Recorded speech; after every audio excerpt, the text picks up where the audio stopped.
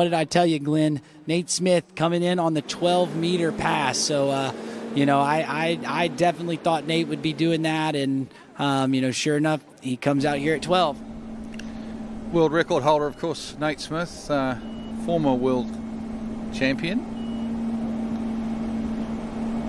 Been a little while since when did he win? In 2021 was his last title, I think, in the men's slalom. There you go. Lovely 12-meter pass from Nate Smith. All right, they're good to hear from Will Asher about his experience out there on top of the water. 11.25 meters, Nate Smith, pass number 2. Yep, looks good, doesn't he? I would think Nate must just about have the most even slalom style in world water skiing. Very even. It doesn't hard to pick which is his good and bad side. He's looks so good on that slalom ski. Yeah, guys, and we talked about it in the preliminary round. I was touching on him and Charlie are the two that really have a unique ski style. When they turn, they don't load up quite as fast off the buoy. They kind of keep the ski moving, but when they hit their pull, the pull happens right as they get, to the spray of the boat, so they're behind the boat. And, then they get a really good swing from the zero off. And, Nate's been doing it for years. That's why he's been skiing as well as he does. But you can see he turns and he just kind of waits on the boat to start to move, and then he goes. And, that's why you get, he's really light behind the boat. It's really easy to drive. And, Nate's been doing it for years. And Charlie's kind of coming up. And that's why you're seeing Charlie just skyrocket in his slalom skiing. But, right there, even when the ski checks up, he moves it, gets it where it wants to be before he starts to pull. Where you see some of these skiers, as the ski checks up, the first thing they do is go push it back in the water as they start to pull. And, Nate Smith never hits the panic button. He just, waits on the ski to get in the right spot, waits for the boat to start to move. And when he's right behind the boat, he starts to hit the pull. And, it works really well for him. 10.75 now from the start dock in. Nate Smith. Round 1. A bit of a slow start out of 1, but I'm sure he's going to be fine. Round 2 he goes. He's got 3. Looking good. Running and making his way down this pass. And there we go. 10.75 makes it look easy. We know it's not, but that's a magnificent pass from Nate Smith. Sensational effort there from him all the way through on 10.75 meters. Not the easiest of passes, the clear. And just as a reminder to you good folks out there that are watching the coverage on the TWBC YouTube channel, if you subscribe, you'll get instant notifications as to the next time we go live beyond this tournament, and you'll also be a part of the live chat community. All that is waiting for you upon your subscription to the TWBC YouTube channel.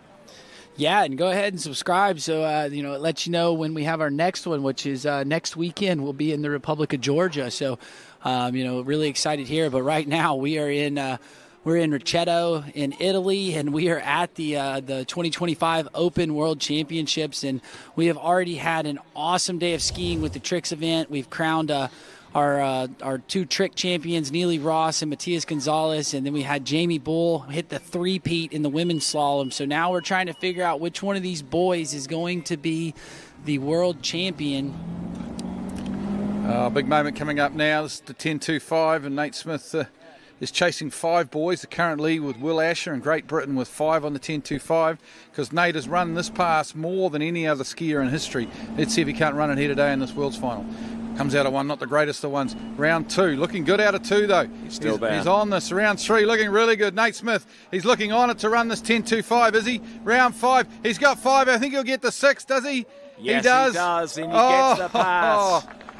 He's going to be a hard man to beat now, isn't he, in this World Slalom Final? Jeez. Yeah, now the pressure is on for the boys. I mean, that was really good skiing. I didn't think he quite had the start there, but again, guys, we were talking about how he never hits the panic button and he waits on the boat. And the thing about it is, if you start using that zero off to your advantage, you can make up so much ground. And we'll see here, you see he comes off of 1 and the ski bites on him a little bit. He checks up there, kind of gets pulled up, but then he gets a good pull here. Now, right there is where he kind of gets himself back into it.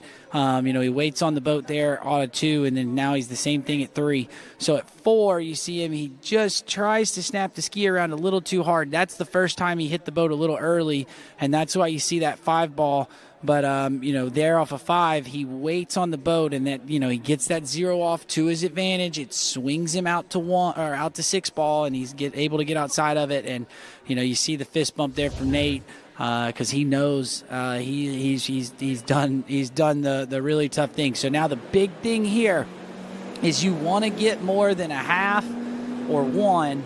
And then that really kind of has a really almost closed the door on these guys. So we'll have to see what he's got here.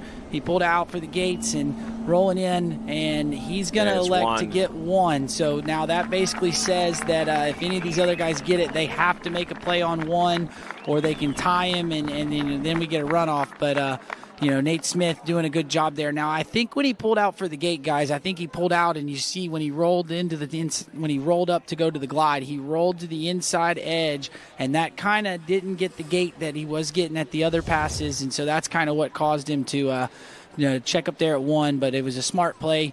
I think if he had tried to go turn here, he probably would have fallen over. But you saw him when he pulls out for the gates, he just rolls to that inside edge, and that bleeds off speed. And he was a little bit slow at the gate turn in. So smart skiing there out of Nate Smith, and really good skiing. You see him; he's losing speed there, so he's not as wide as he'd like to be, and really kind of knows he's not going to be able to get to 2 ball. So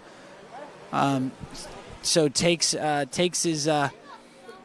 Takes his 1 ball, and a little fun fact there for Nate, he is the only guy that's ever run 10.25 or 41 off at the World Championships. So what about Joel Poland 2 years ago? I know you're right. You are correct there, Glenn. I completely forgot about that one. And Dane Meckler, in a runoff to try and make the final. All right, well, we're going to blame Vincent Saddlebar, who's in our ears giving us stats, and he gave us a false stat there. So sorry to Dane, sorry to Joel. You guys have done it as well, so definitely want to correct ourselves on when we get something wrong up here. Well done to Nate Smith. It's going to be tough to beat Nate Smith now in this final, but there are some skiers that can do it, and we look forward to that. So great skiing there from Nate Smith. He's run 10.75 meters and 10.25 meters, probably more than any other skier in the history of tournament water ski slalom.